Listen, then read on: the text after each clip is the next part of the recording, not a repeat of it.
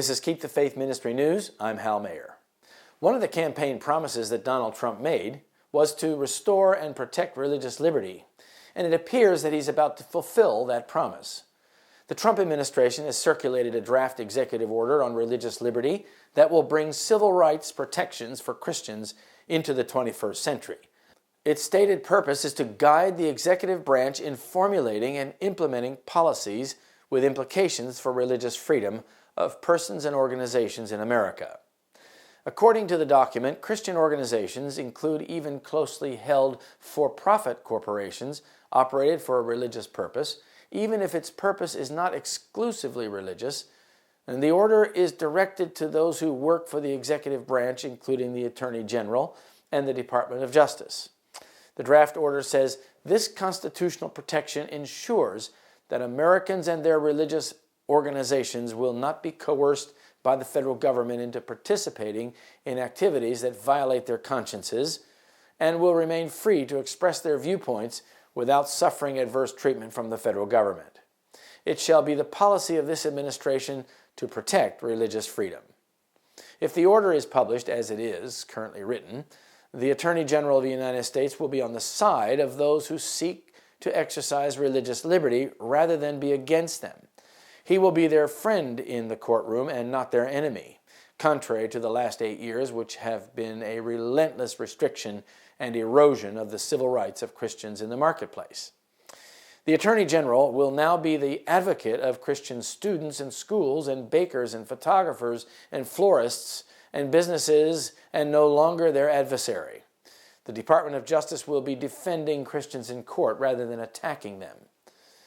The Obama administration had been using terminology that suggests that freedom of religion is restricted to freedom of worship.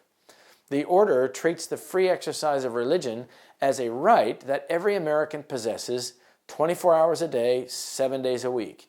It protects not only freedom of belief or even freedom of worship, but the freedom to actually exercise one's faith in the marketplace and the public square every minute of every day without the interference of the federal government, just as the founders intended. Religious freedom is not confined to religious organizations or limited to religious exercise that takes place in houses of worship or the home, the order says. It is guaranteed to persons of all faiths and extends to all activities of life. When Christian values are in conflict with secularism and the homosexual agenda, the Christian will win it every time under this order.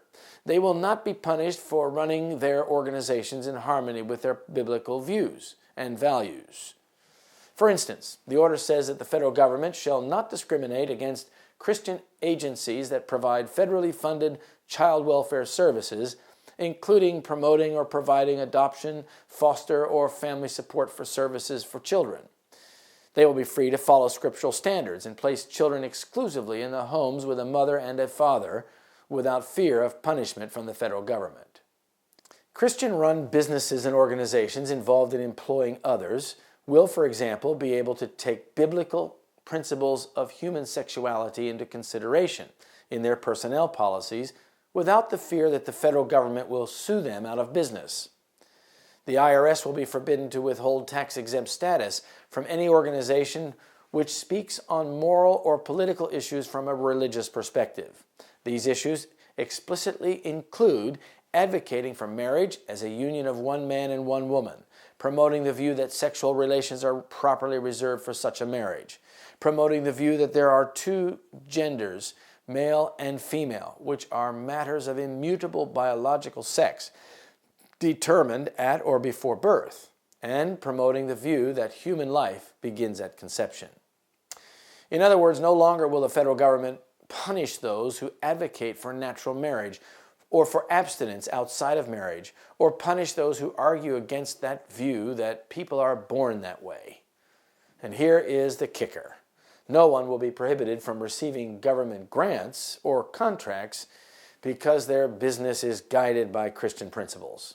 Federal agencies will accommodate the religion of federal employees and will not substantially burden their religious exercise.